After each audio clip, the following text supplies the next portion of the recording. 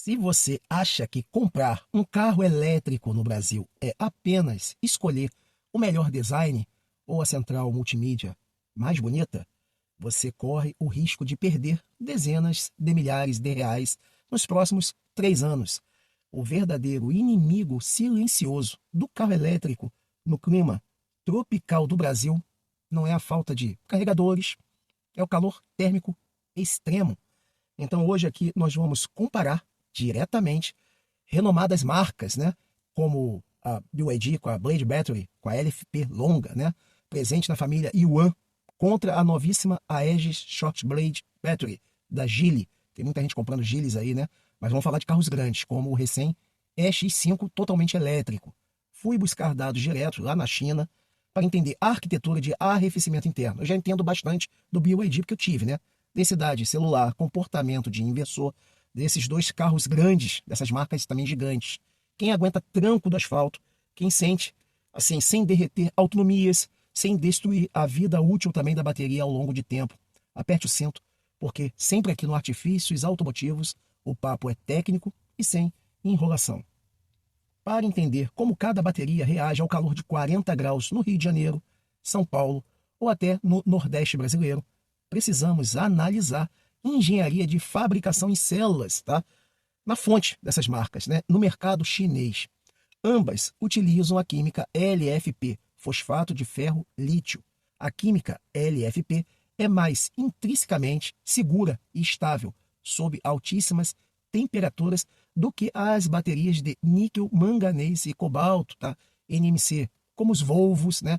O GT, Ora GT, mas a forma como as células são organizadas dentro de pacotes, tá? Faz toda a diferença em gerenciamento térmico. A abordagem da BYD, tá? Pela fabricante FinDreams, tá? Que é uma subsidiária da própria BYD, utilizam células longas, né? Que todos nós já conhecemos.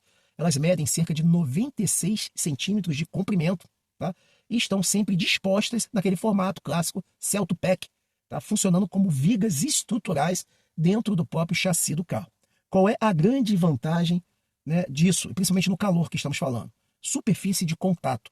Como a lâmina da BYD é muito longa e fina, a placa de arrefecimento, tá, sobre aquele líquido superior, tá, inferior, consegue cobrir uma grande área de dissipação. Eu já vou falar para vocês como que é a forma de dissipação nessa tecnologia. Já a resposta da Geely com a Aegis Short Blade, tá, ela percebeu que lâminas longas têm um desafio interno, então tem uma tecnologia lá diferente. Porque eles perceberam que o elétron precisa percorrer quase 1 metro dentro desse eletrodo, tá? Então a Geely desenvolveu a Aegis Short Blade, encurtando essa lâmina para 58 centímetros, tá? É uma redução de cerca de 40% no comprimento dessa célula em relação à BYD. O que os testes, tá, da Automotive Engineering Center lá na China provam sobre essas alterações, tá?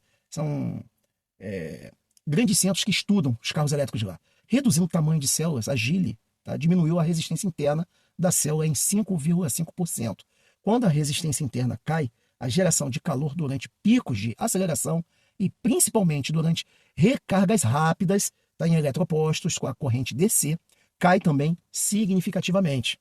E agora aqui que o bicho pega, tá, entre as duas, o uso diário do motorista brasileiro. Então imagine a seguinte cena. Você está rodando ali 300 km numa estrada a 110 km por hora, com o asfalto também quente em 55 graus Celsius. A bateria do seu carro já chega no eletroposto, lá rápido, quente, operando sempre na faixa entre 38 a 42 graus. E isso é verdade, eu monitoro os meus carros, tá? E quando você pluga um carro assim num carregador DC de 100 ou 150 kW, o fluxo de corrente injetado força os íons de lítio a se moverem rapidamente dentro do seu carro. Se a bateria não tiver um sistema de arrefecimento robusto, potente, a temperatura celular passa facilmente de 45 graus Celsius, tá, nas suas células, patamar onde a degradação acelerada começa. Então, como o BYD e o OnePlus, tá, e o Pro também, tá, que eu estou falando de uma maneira geral dos SUVs da BYD, ele utiliza aquela bomba clássica de calor integrada, tá, que é o compressor do ar-condicionado, diretamente no seu sistema de arrefecimento por fluido refrigerante, que pode ser o R134A ou R1234YF, circulando pelas placas de alumínio do pacote. Quando você pluga em DC em um dia quente, o sistema do módulo de gerenciamento da bateria, que é o famoso BMS da própria BYD, entra, tá, no sinal de alerta em modo de emergência. ele vai ligar o compressor do ar-condicionado, tá, na potência máxima, com seu carro lá parado no eletroposto, você nem está vendo isso. Eu vejo, por causa do OBD2, eu fico vendo isso, tá? E vai tentar resfriar a bateria. Qual o efeito prático disso? O carro também reduz velocidade de carregamento, chama derating, tá? Para não estressar as células. Ele vai consumir parte dessa energia. Se você estiver no BYD e1 Pro ou Plus e a bateria atingir aquelas temperaturas elevadas, a taxa de carregamento, que dele pode ser lá em 80 kW, né, hora para carregar, ele pode cair para 50, 60 no meio desse processo. E aí você não entende por que está acontecendo aquilo, mas é para proteger a química LFP. E como que o Geely EX5 se comporta? Por usar uma lâmina curta e um separador de alta estabilidade térmica impregnado nos nanobutos, tá, de carbono, ela utiliza um outro tipo de tecnologia, né? A bateria da Geely gera menos calor próprio por ter menor tamanho, né? Então ela tem um efeito Joule menor. Então, além disso, o EX5 integra também um motor elétrico com inversor e redutor e um único módulo chamado 11 em 1, tá? Um grande bloco, tá? Para esse gerenciamento de arrefecimento unificado. Tá? Então tem um procedimento totalmente diferente. Em testes em câmeras de laboratório lá na China, em 40 graus Celsius, a bateria da Geely manteve uma curva de recarga de 10 a 80% em aproximadamente 17 minutos e 4 segundos. Tá? São testes teóricos de laboratório. O seu limite está de bancada, sustentando então taxas C-rate médias de 2,45 C, com menor elevação de temperatura residual do que os pacotes de lâminas tradicionais. Ou seja, ela consegue carregar mais rápido por serem menores, tá? Então, em relação à BYD. Então, muitos analistas esquecem de olhar para o inversor de frequência. Isso é importante a gente trazer esses dados, tá? Mas o calor extremo afeta o carro elétrico também em duas frentes, na bateria e também o seu trem de força. O inversor de potência, vocês têm que entender isso, além da bateria, ele é o cérebro que converte a corrente contínua de um eletroposto, como estamos falando aqui, da corrente DC, na bateria em corrente alternada AC, para acionar esse próprio motor. Então, os inversores modernos desses carros usam agora transistores de carbeto de silício, tá? São mais modernos que aqueles antigos IGBTs que eu falo aqui. No BYD e1 Plus, a integração, tá, do seu inversor lá é de 8 em 1 nesse pacote, tá? E permite também um bom aproveitamento de espaço e eficiência em dissipação.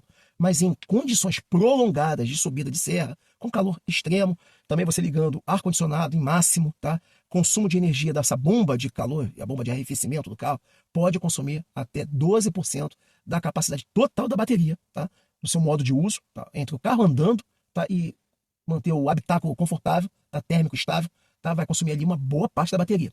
No Geely EX5, a arquitetura de acionamento elétrico, lá neles tem o nome de GEA, com Celto Battery, tá? CTB, integra a bateria diretamente à estrutura também do assoalho, semelhante ao BYD, mas eles têm ali uma melhora de isolamento contra a radiação do asfalto, do calor do asfalto. Tá? Eles se preocuparam com isso, atuando como uma barreira física, ajudando, como se fosse um isolante térmico, tá?